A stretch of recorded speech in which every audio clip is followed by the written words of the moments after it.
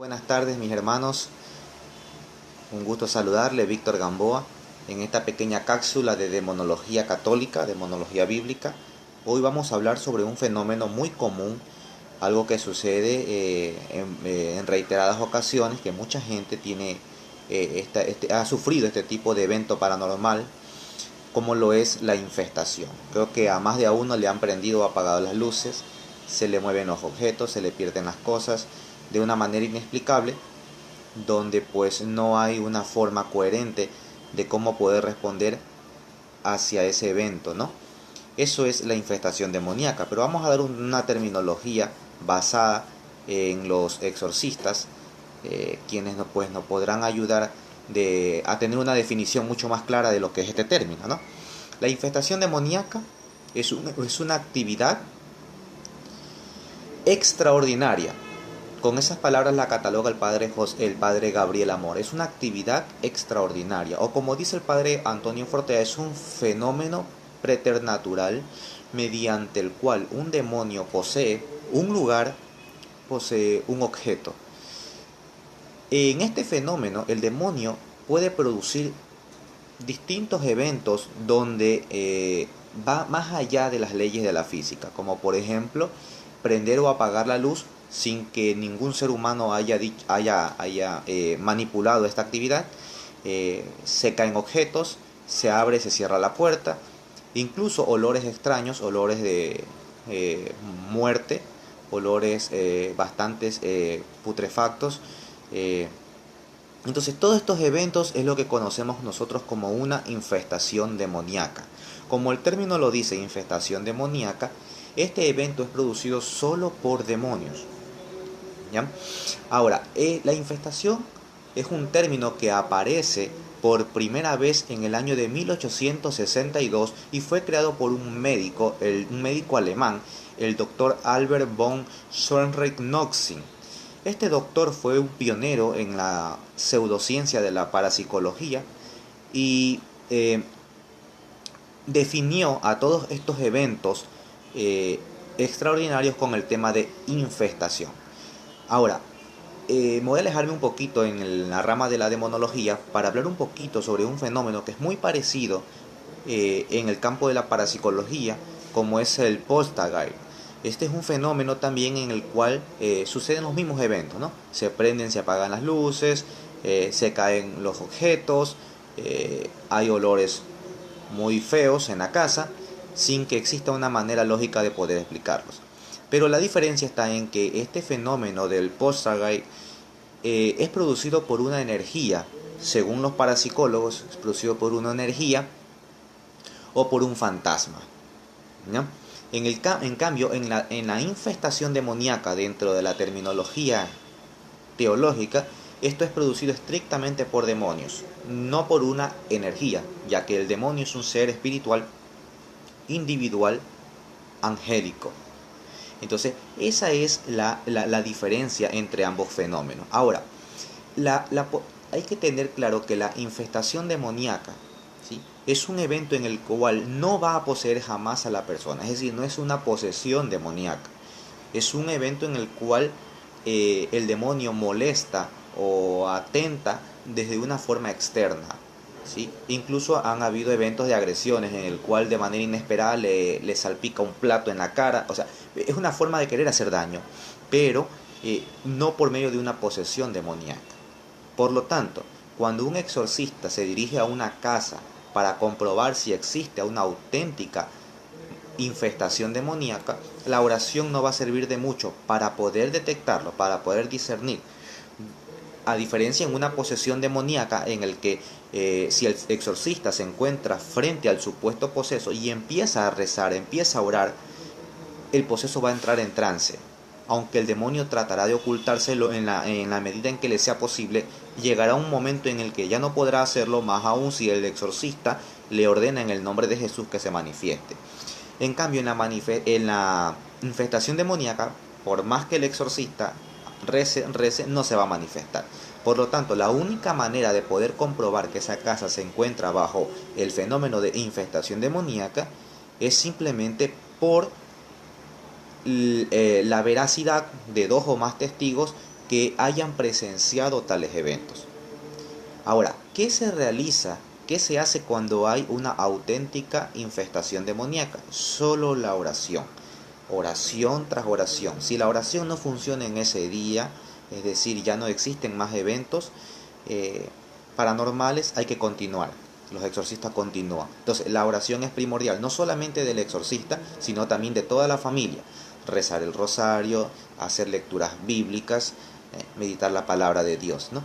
Claro está que el exorcista o el sacerdote no exorcista que vaya a hacer esta actividad ministerial también va a utilizar lo que son los sacramentos. El agua bendita es muy importante, sal exorcizada, llevará un crucifijo, un rosario. El crucifijo es uno de los mejores sacramentales, ya que este le recuerda al demonio su pálida derrota en el monte de Calvario y la gloriosa victoria de nuestro Señor Jesucristo. Cada vez que el demonio ve un crucifijo, le atormenta. Es como que si los sacramentales le produjeran un dolor al demonio, aunque el demonio es un ser incorpóreo, es como que si le produjera un dolor, tanto un dolor físico, que vuelvo y repito, el demonio no tiene un aspecto físico, ¿sí? Pero también un dolor en cuanto a su psicología. Ellos, al ver al Cristo crucificado, les recuerda no la derrota del Cristo crucificado, al contrario, la victoria de Dios, la victoria de Cristo y la derrota de ellos, de los demonios. Por eso es importante en un ritual de liberación, en casas donde se encuentran infestadas, llevar los sacramentales. Es importante para ustedes, mis hermanos católicos, principalmente católicos, ¿no?, que han presenciado, han vivido estos casos de infestación demoníaca, tener sacramentales en la casa, ¿sí? Tener el agua bendita, tener crucifijos, imagen de la Virgen María, de los santos. Es muy importante un rosario debajo de la almohada. Esto no es amuleto, como muchos ya dirán. O sea, no por ahí saldrá algún hermano diciendo que esto forma parte de brujería, nada de esas cosas. Somos católicos, somos cristianos, no hacemos otra cosa más que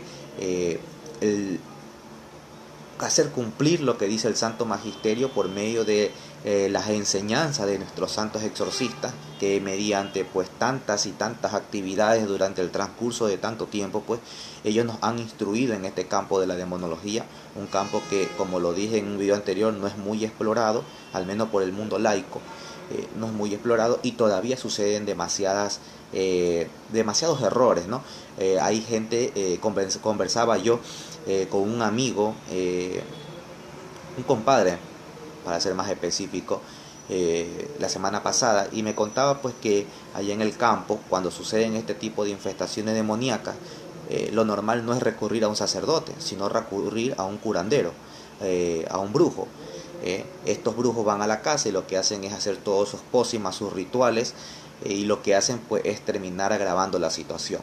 No van a solucionar nada. Sabemos que un curandero, un chamán, un brujo no trabaja para Dios sino para el demonio, y estos pues solo por el dinero lo que hacen es hacer más daño, más daño. O sea, un católico que se encuentra instruido en la fe católica debe saber que ante cualquier sospecha de una actividad del maligno debemos recurrir hacia un sacerdote, no hacia un chamán, no hacia un brujo, no hacia un curandero, sino hacia un sacerdote, para que él derive hacia un exorcista, o si tenemos la posibilidad, aunque no es muy común, de tener un exorcista lo más cerca, pues qué mejor que acudir a ellos para que nos solucionen el problema. Mientras tanto nosotros en la oración, ¿sí? En la oración.